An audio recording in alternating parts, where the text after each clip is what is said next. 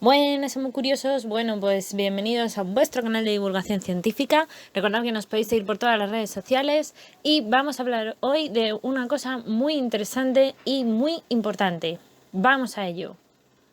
Bueno, ya tenemos las células, tenemos oxígeno. ¿Qué pasó entonces ahora que ya teníamos el oxígeno en la Tierra? Bueno, pues aparece actualmente en la taxonomía moderna, cuando se clasifican a los organismos vivos, se les pone en 3 dominios. Está el dominio bacteria, que fue probablemente el primero que se separó de las otras formas de vida y que se agrupa en Neomura, pero esta suposición es un poco controvertida porque se estima que apareció hace unos 3 millones de años, 3 millones y medio aproximadamente. Hace unos 2.000 millones de años, Neomura se dividió en otros 2 dominios posteriormente, que serían las arqueas y las eucariotas.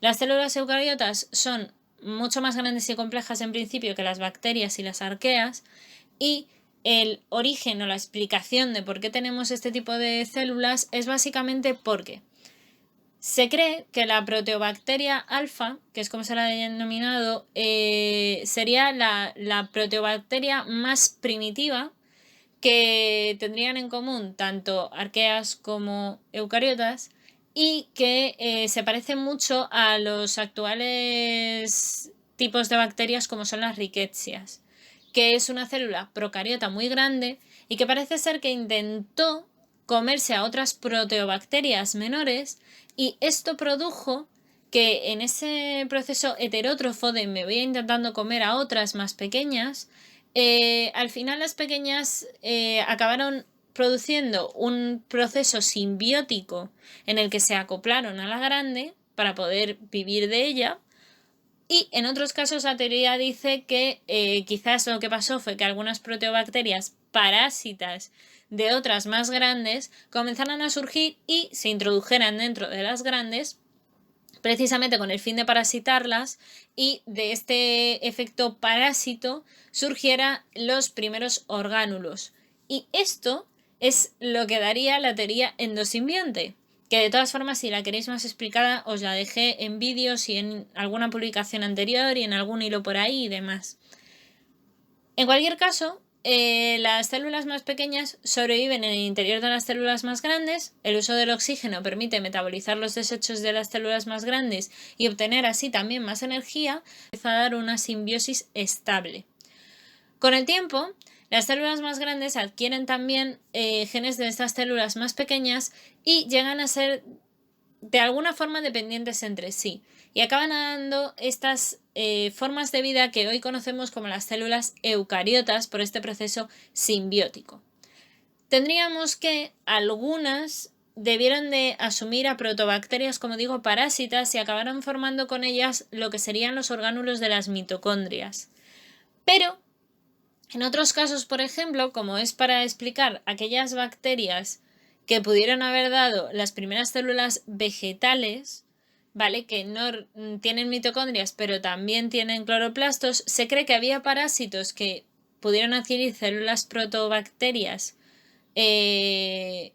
células procariotas, vaya, pero del tipo protobacteria muy primitivo, que a lo mejor efectivamente se comieron a un parásito en algún momento y les diera las mitocondrias. Pero aquellas que llegaron luego a dar lo que serían las primeras células de tipo vegetal, como hoy las conocemos, eucariotas vegetales, serían porque adquirieron a las cianobacterias, que son bacterias que tenían cloroplastos incluidos en su propia forma, y que esto produjo 1.000 millones de años, produjo la primera endosimbiosis con organismos autótrofos, que acabarían dando también las células vegetales de tipo eucariota que conocemos a día de hoy.